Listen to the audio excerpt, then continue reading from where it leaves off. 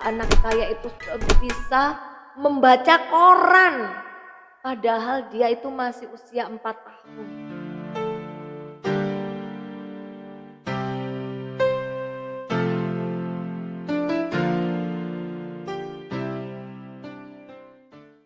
Assalamualaikum warahmatullahi wabarakatuh. Alhamdulillahirabbil alamin. Segala puji hanya milik Allah, Zat yang masih memberikan kesempatan kepada kita untuk menjadi orang tua pembelajar, orang tua yang senantiasa senang belajar, menjadi orang tua hebat yang nantinya akan mengajak atau membawa anak-anak kita menuju surganya. Amin amin ya robbal alamin. Salawat dan salam tetap tercurahkan kepada junjungan kita Rasulullah Muhammad Sallallahu Alaihi Wasallam sebagai teladan kita hingga akhir zaman. Ayah bunda yang dirahmati Allah, tentu kita akan senang melihat anak-anak kita berprestasi.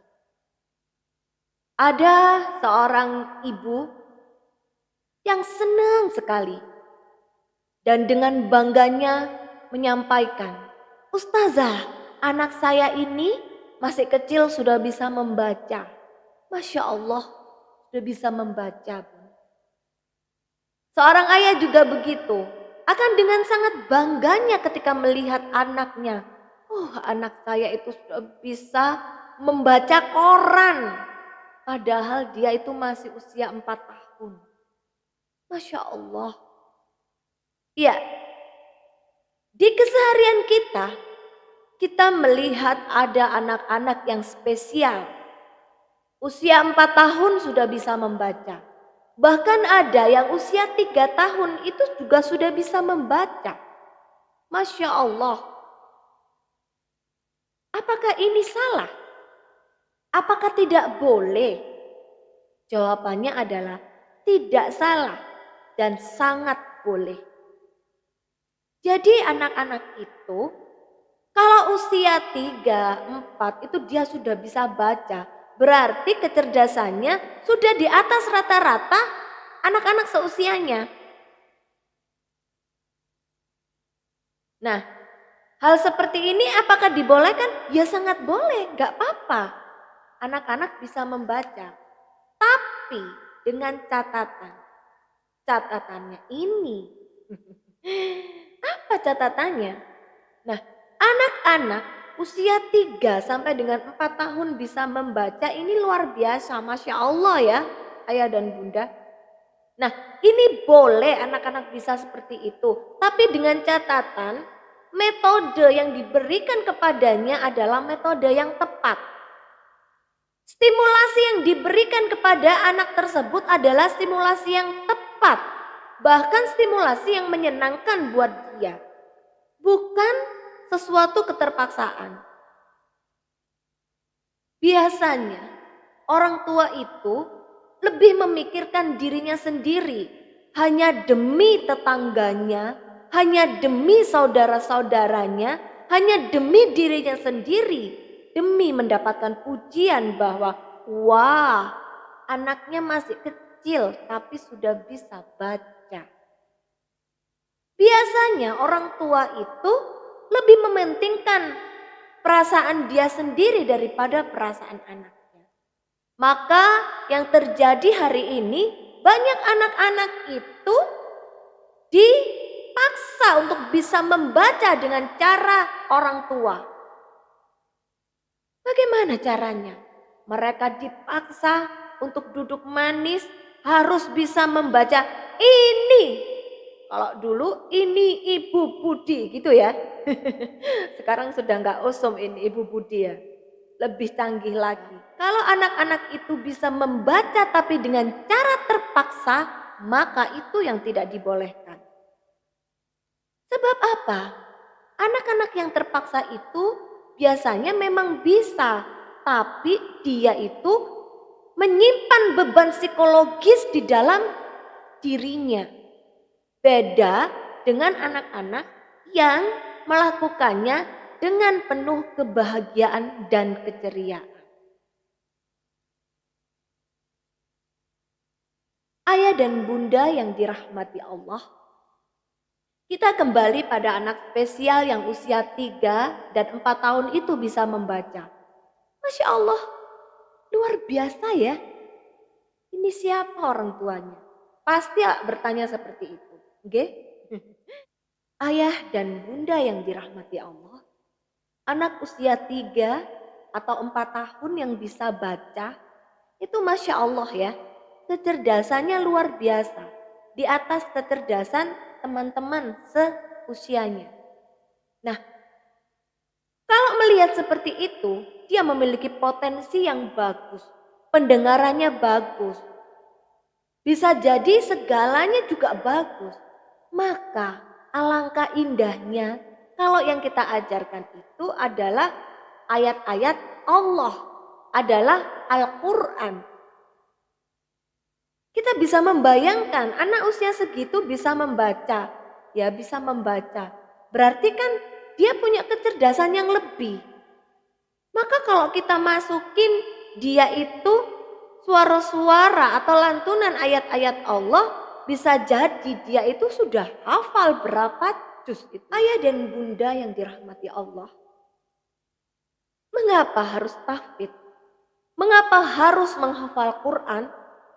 Karena dari berbagai penelitian menyebutkan bahwa anak-anak yang menghafal Quran itu kecerdasannya bisa semakin melejit.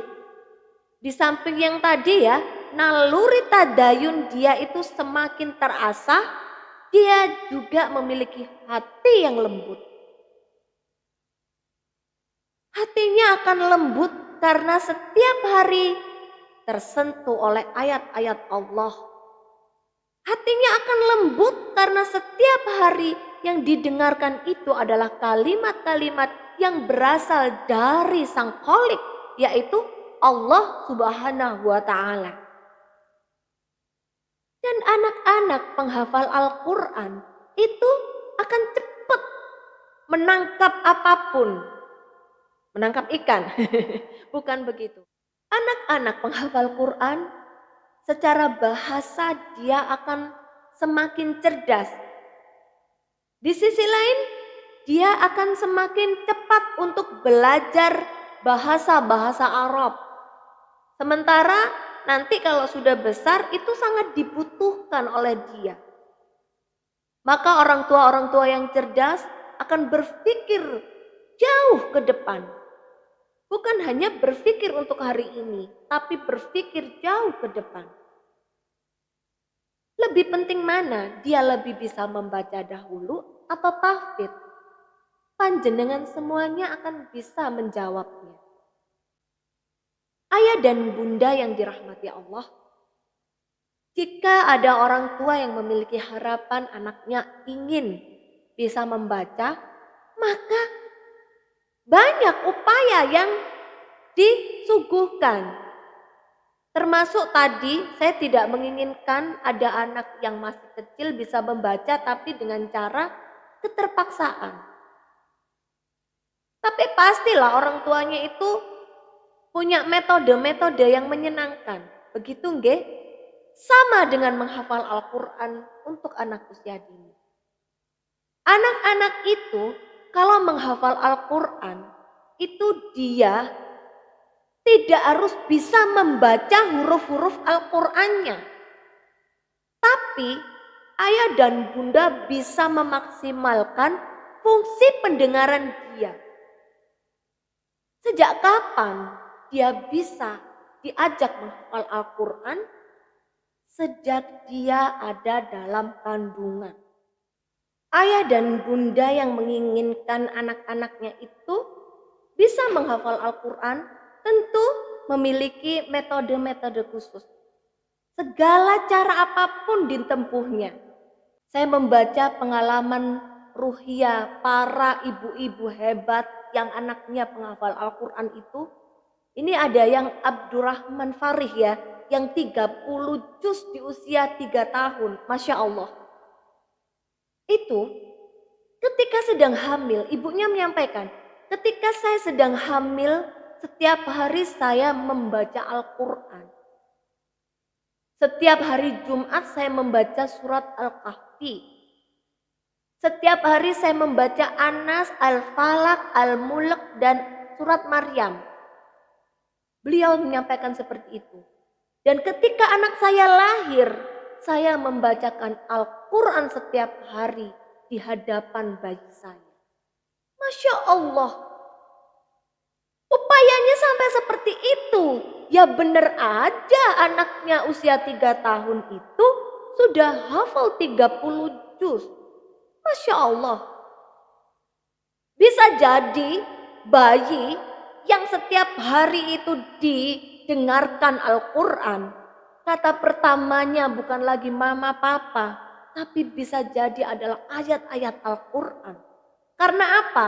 Karena otaknya merekam setiap hari apa yang dia dengarkan. Pertanyaannya adalah kita yang hari ini menginginkan anak-anak kita bisa menjadi seorang hafid, hafidoh, apa yang sudah kita lakukan?